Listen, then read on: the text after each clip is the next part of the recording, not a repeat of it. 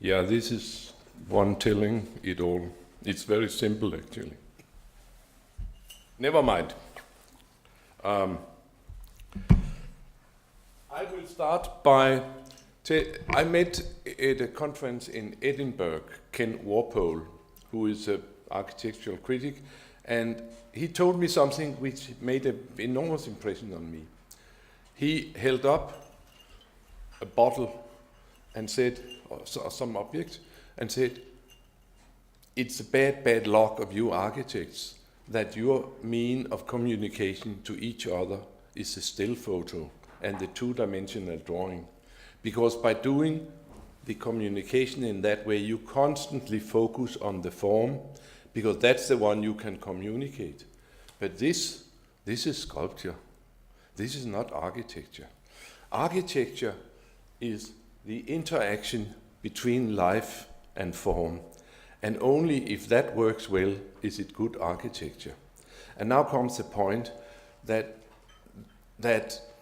it's so easy to study this and to make research about this. It is considerably more complicated to make research about this, and even more complicated to find out about the interaction, what works and what doesn't. However, the form has an immense influence on the quality of life for those here. It has been my privilege through soon 50 years to be crawling down here and trying to find out what this is. And when I talk about research today, I don't talk about technocratic research, but I talk about research into the soft issues which has tremendous importance for us as architects. The interaction here. And I have put in, oops, how do you change this? Oh, we can do it here. I have put in some, there we are. Next, sorry about that. I put in some pauses here and there. I had some remarks which I couldn't find time for in the flow of the thing, so I'll fire them off now. Having worked in the borderland between architecture, sociology, and psychology, and done research over many, many years, I've had many sessions with people from universities, and they will invariably say that it's so interesting with you architects because it's not really a profession. In a profession, they give 10 pills to 10 patients here and 10 non-pills to 10 other patients here, and then they check after 10 years how many died. Then they find out, now we have a better pill. So they test and research and improve their product. That's a profession. You architects, you build a building, take 2 photos and rush off to the next one, never bother to go back to the previous one. And if you hear bad rumors, you say, oh, I'm far away from that now. Another thing which these people will say that is that in universities or in a number of the other professions, based on enormous amounts of evidence, the most limited conclusions are drawn. Not so with you architects. Based on the most limited information, the most wide-ranging conclusions are drawn. Also, again, the third one, saying you architects, in the first 3 hours, you have the solution coming out of your shell sleeve, and then you use the next 3 weeks to after rationalize that it was a good solution. That was some of the guys. And that, of course, is about the university professions and the university situation and the art school situation. I come from an Academy of Fine Arts. It's one of the worst in the world, the Academies of Fine Arts. But let's now move on. That was a little bit of a start. And I will concentrate on the soft issues in research. I'll tell you very shortly the story of my life. It's a long period, but I do it very shortly. I graduated in 1960. I was trained as a good modernist. We were hanging over the models, and we were taught that if it looked good from the freeway, it would be good residential areas. I rushed out from university there was a boom on, and we were going to build a lot, and I, as the other ones, were going to do this wonderful stuff which Corbusier had learned us to do. Then I married a psychologist. And then there was a beginning of long discussions between the various professions. I came from, she came from, some of her friends, whatever. It was a very fertile period in the 60s where the universities opened up and we started to break out of our ivory towers. I had to go back to university. I spent 40 more years there to find out what was wrong with my education. That was not little. And I wrote a number of books. It took me 40 years to get rid of the education and sort of find out some of these things. I did this little thesis book called Life Between Buildings. I did it 42 years ago. It is still very much alive. It's the most recent came yesterday. That was a Greek edition. And I said to the Greeks, don't waste your money by publishing my books. And they say, oh no, don't worry, Mr. Gehl, we got all the money from the Danish embassy. So that's fine. You can see here how over the years it's been revised many times. You can also see that it starts out with hippies sitting in the street in Denmark, then it gets more provincial. There's some street happening, and it ends to be very global and neutral and used faraway places. I'm very proud that I'm very humbly surprised that this book is now used in developing countries and in countries all over the world. And if these humanistic thoughts can be of help for the development of these countries which have so many problems, I, of course, am very happy. I'm also extremely happy that every book I ever wrote is published in China. And I know they are widely distributed because I've signed them all. 25,000. The problem out there is they've never had time to read them. But maybe, given time, maybe, we never know. Anyway, at some point in my life, actually, when I was 63, there were so many people who said, you have made so much theory and have so many criticisms of architecture and planning, couldn't you come and show us what we shall do? It was especially cities, and then I formed the company together with Gehl Søholt, and we said, if you want livable cities, we can help you. And in just 13 years, it has just exploded. There's a fantastic interest in a more soft approach to architecture and planning all over the world, and we have worked from one end of the world to the other. And there comes the research and the practice into it. I will deal with this now to some extent. Okay, then a couple of years ago I wrote another book called Cities for People, and it was the same stinking rich Danish foundation who came and said, couldn't you write down everything you know while you can still remember it? So I did write all this down because they gave me some money to help my memory. That means to have assistants to do research and things like that. And we made the book, which is now completely exploding, and it's out in more than 20 languages. And yesterday we signed the contract for Kazakhstan. It's even out in French, which I'm very proud of. After 40 years, we have a book in French.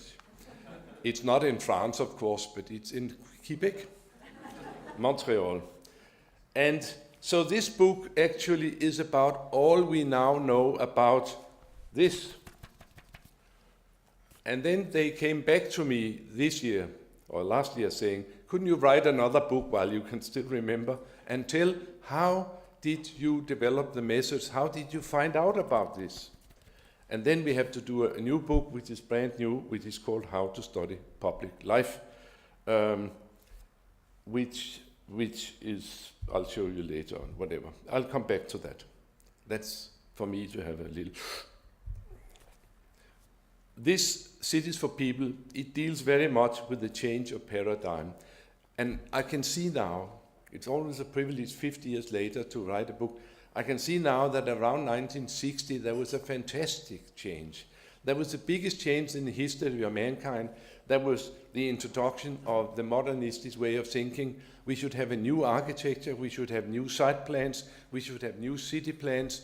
Everything known should be thrown out, because now modern man should have modern environments. Fantastic. The other part of the change of paradigm around this time was the introduction of cheap cars and cheap petroleum, which have had in the past 50 years a fantastic influence. First, all the cars went and filled all the existing spaces. Maybe I should go. No, we can. Okay. Already at that time, 61, Jane Jacobs wrote down, hey, if the modernists and the motorists are going to form our future, the cities will be dead. Look out of your window to Houston Street in Greenwich Village and see what real life is. And these guys, they don't know a shit about it. And she wrote about this. It had a great influence as an ideological book. She was a journalist. Okay, these changes of paradigm, the one with the motor car, the invasion, all the cities were full. And then we had a completely new infrastructure based on cheap petroleum. And gradually, we also had a fantastic, competent group of people, the traffic engineers. They have a heyday and still have. And they are very well trained universities, and they are out there organizing the potholes, while people are generally around the world having a worse and worse time. So then we can talk about the research in these areas. I think that the traffic engineers, they have fantastic research. They know everything. They count everything. They have models and they have prognosis of everything, and so they have a very, very impressive, and I admire them mightily, because they know so much, and by knowing so much, they influence so much. And then when we come to the soft values in city planning, do you know of anybody who has a city department for pedestrians and public life? Yeah, Tina Sobi has now. And do you know cities who know as much as the traffic engineers know about the people? No. Some cities have started now, but it's been a fantastic gap between what we knew about traffic and we knew about people. Nobody looked after it. And we also found out that if we know through research about a subject, then it is being discussed, and you can have a policy, and it has influence on what happens. So if we have areas where no knowledge is available, it will generally be overlooked, and everybody will talk about it nicely. The other change of paradigm, I have to go very fast, that was the introduction of the modernistic thinking, the ideas from 1930. Cities were bad, freestanding buildings were good. What happened was that we were at that point had to build very fast and very large, and the modernistic ideas was very easy to reproduce and to do in big scale. So the planners stepped up and started to organize the objects from a great height. The site planners also went up and started to organize the thing. And nobody thought about that there was a hard need to have somebody to look after where people were. That was always looked after in the history of mankind. Now there was nobody looking after it. And then I call it the Brasilia syndrome, where everything is done from above and from a distance.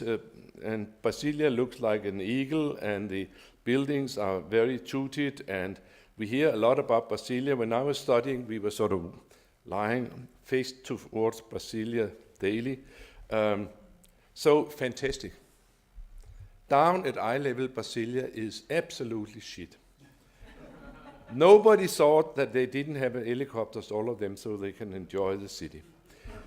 What has happened is that we are still doing Brasilia syndrome planning based on the modernistic idea of freestanding buildings on grass.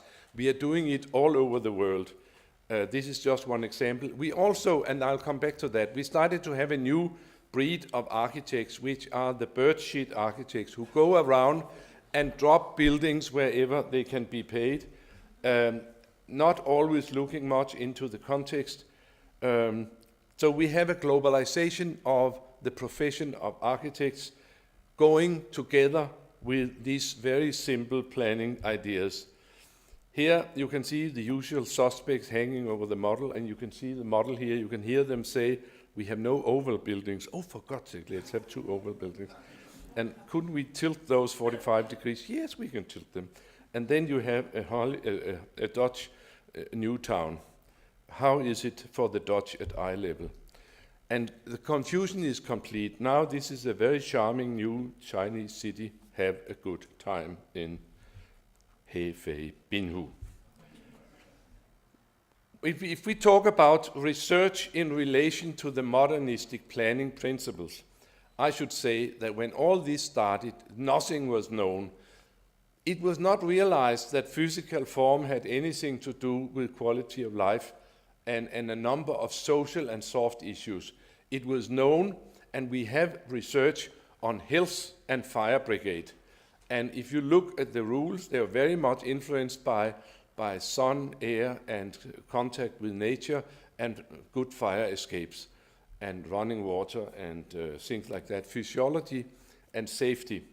But sociology and psychology, nothing was known. It was not realized that by putting all these buildings out with great intervals and having, instead of spaces, you have in-betweens, and this could not be used for human encounters. So virtually, for years and years and years, the modernistic planning went unchallenged and unresearched. It is evidence, of course, that people generally throughout the period never liked this way of planning, and there is much, much evidence about this. Here the Australians, they are more specific, and here they have started to realize something may be wrong in this way of planning.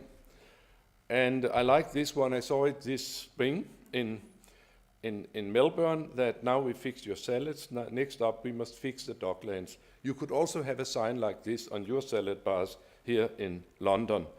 And that's, again, these modernistic planning areas, they were never popular with the ordinary people, whatever. So very little research in this area. Fantastic manipulation. Nobody checked it. And where is the architects in all this?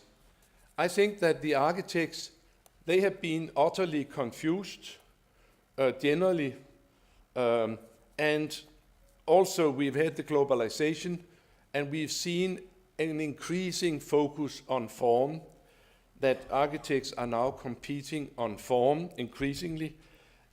I wouldn't say it started with the Opera House, but that was a fantastic feat in '57 of a building which made a whole country, actually.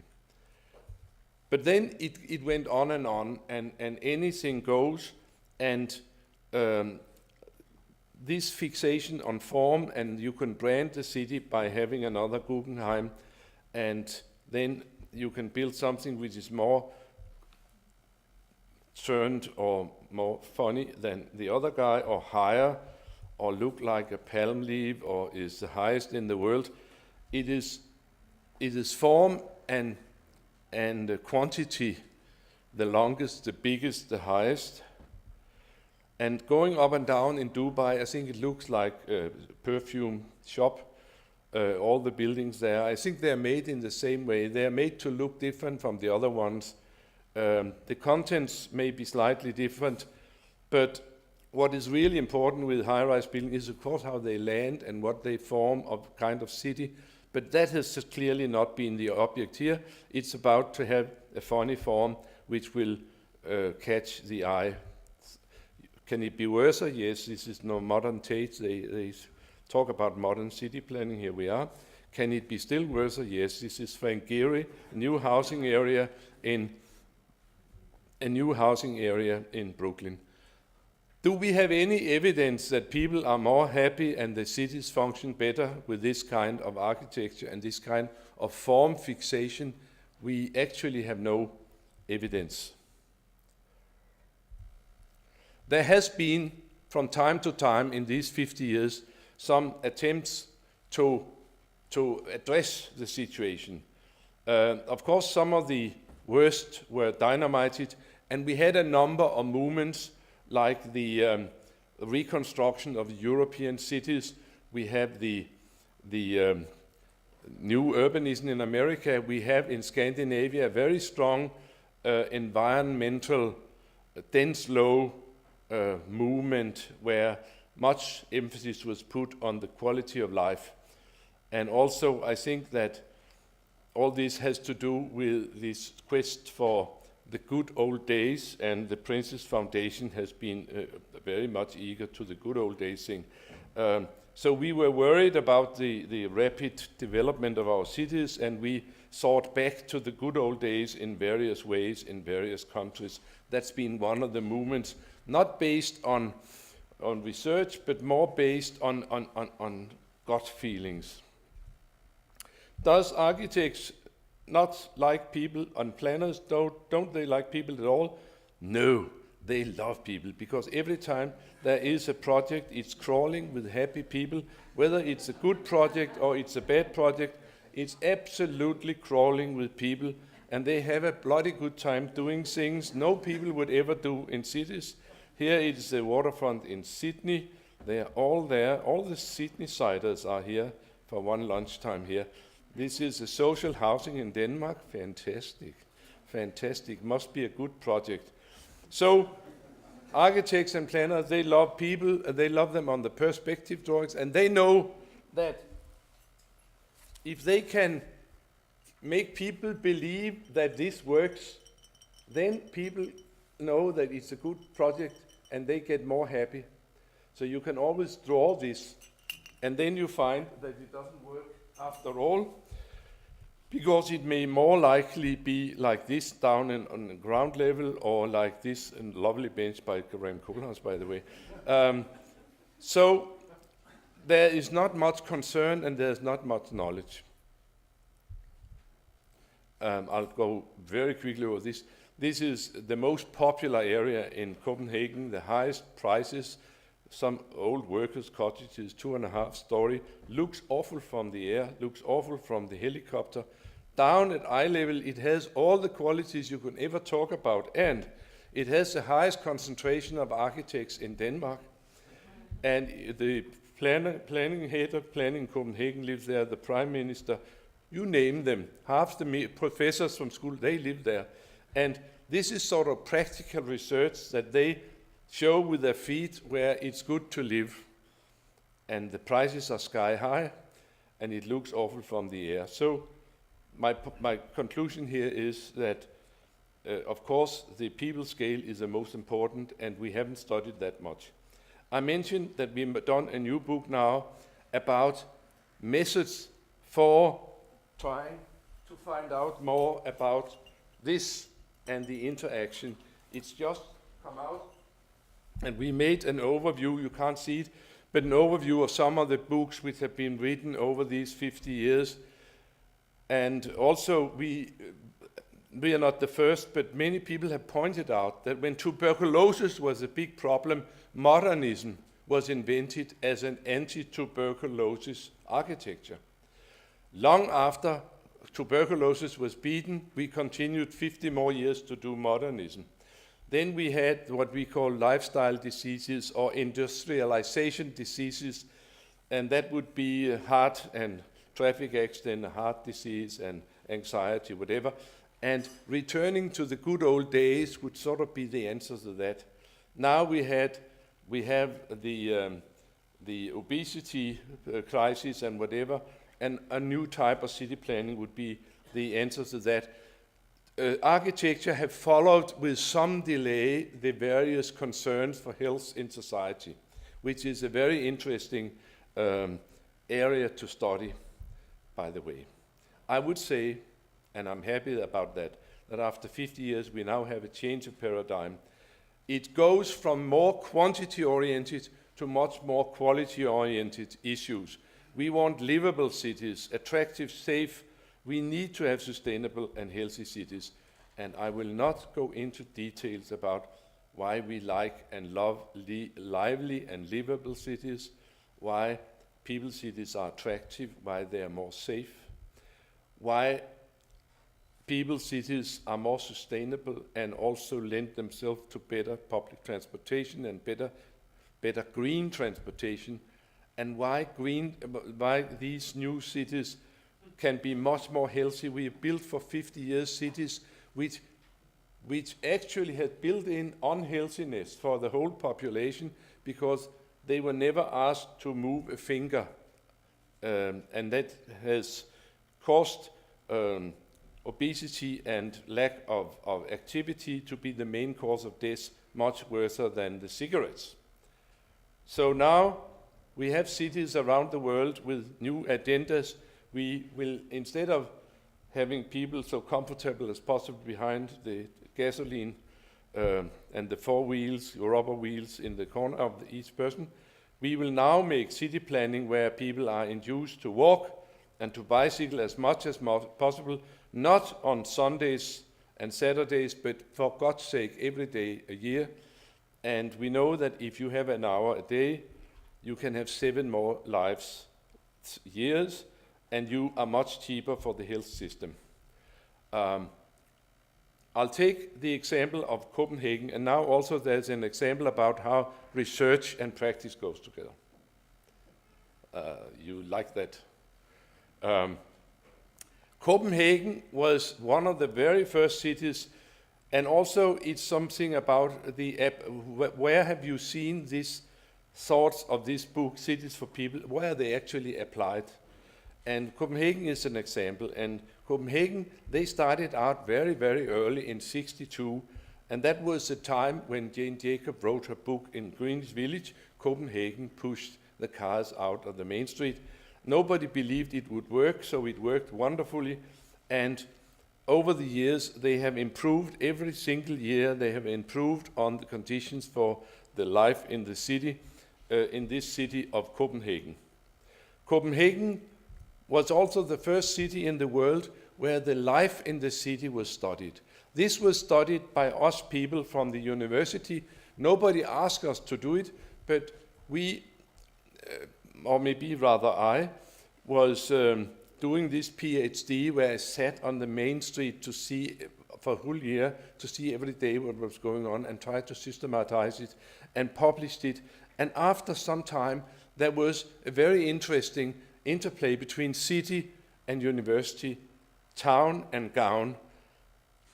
We did the surveys, we studied every bit they did, and we counted all the people, and we published it, and we tried to bring order in it, and that was public knowledge, and the city received it and looked into it, and then after a while the city started to say, we don't know much about this, would you also go and study that? And after a while also we got money to help us in our studies.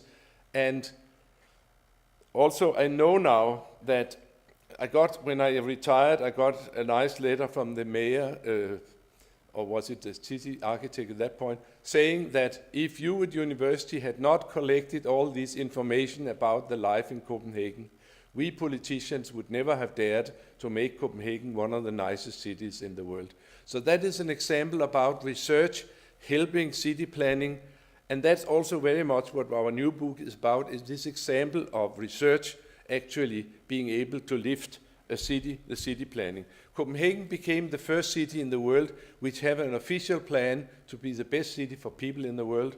They have an official plan to be the best city for bicycles in the world. They are the first city where the government arrived to the Queen on bicycles to get their commissions 2 years ago. And also it's number 1 on the list of livable cities in the world. These things are, in my point of view, connected. Are there other cities who have done something like that? Yeah. City of Melbourne is a miracle, and it is a modern city, wide streets, whatever. It has been very early, they decided it was famous for being dull and useless, and they decided that they would make it, invigorate it and make it a wonderful city, a fantastic city. and they started again to get information, to get evidence about how the city was used, and use this offensively in trying to improve the city step by step by step. They made fantastic improvements. And now Melbourne is like Paris, and it's a fantastic city. And other cities which have done this would be Sydney. It came a little bit later when they heard Melbourne was doing it. And again, in Sydney, they are full speed in throwing out the cars and bringing in the pedestrians and the light rail in the streets, as you should have done in Oxford Street years ago. Sydney has not done so much yet, but they are very, very good in making posters about what they like to do. And I think that's very important, that you tell the population that you're doing this for mankind and the climate, and you better start to think about that you shall walk and bicycle much more, and we are doing it for the climate. And then, lo and behold, on the list of most livable cities in the world, 2013, Copenhagen, Melbourne, number 1 and 2, and the cities which I have worked with and which I know have started with this interplay between research and practice. Of the 10 first, I know about that 6 of them are definitely into this of studying, of getting information about the soft issues before they plan. New York had some problems with the bicycles. There was a little poster about it. But New York also had a fantastic, they decided, the mayor, Michael Bloomberg, he promised to be the most green metropole in the world, the most sustainable metropole, and they are all to bicycle. There should be no commuting cars, and being Americans, they set off with a very good speed, and they are rolling out bicycle lanes in a tempo you could not imagine, not only in Manhattan, but all over the city. And also they realized that they were not sweet to the people, they were very sweet to the motor cars. So they started to identify a number of areas where they could make wonderful public spaces. Broadway, Times Square was one of the spaces, and that was closed in 2009. And now Broadway looks like this. And it was done as an experiment, but half a year later the mayor came out and said, experiment? No way. It's the biggest success we've had in planning in New York in the last 100 years. Finally, we've got the ideas of Jane Jacobs materialized in our own city and can enjoy it. They go on, and now they are planning to bring in buffaloes and have a really relaxed time on Times Square. But that means that the mindset has been completely changed. I will end this with a little visit to Moscow. Moscow heard about our work in Melbourne, Sydney, Copenhagen, London, and in New York. And then when the president said to Moscow, it's appalling what kind of quality you have in Moscow. Go and bring your act together. Then they came galloping and said, you must come to Moscow and help us. So we went to Moscow and we made a site like this. Freedom from communism is a right to drive everywhere and park everywhere. And this they do. And they said, what can we do? And we did what we have done a number of times. We started systematically to find out what are the conditions for people in this city.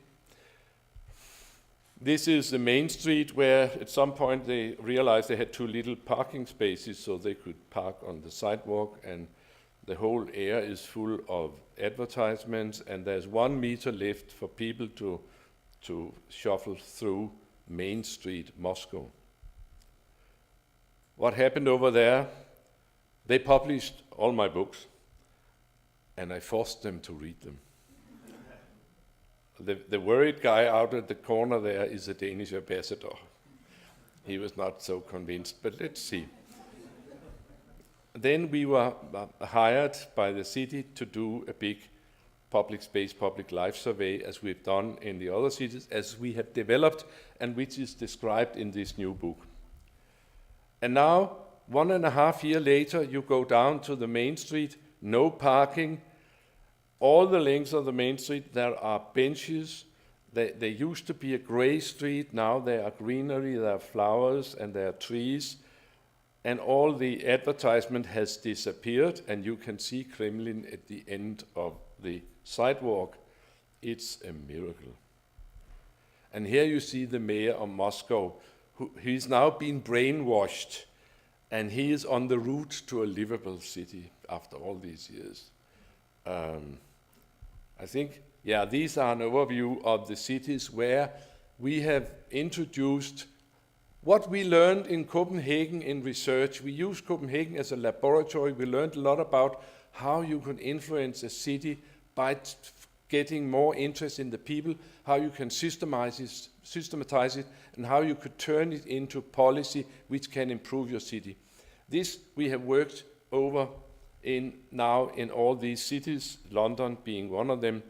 Not too much has happened in London compared to the other ones, but maybe they can be inspired by Moscow one day.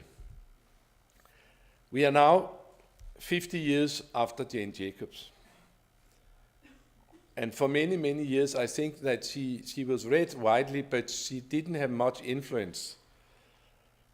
I have made this little thesis of mine, PhD thesis, 42 years ago, and it's still coming out. It's come out in 35 editions and 24 languages.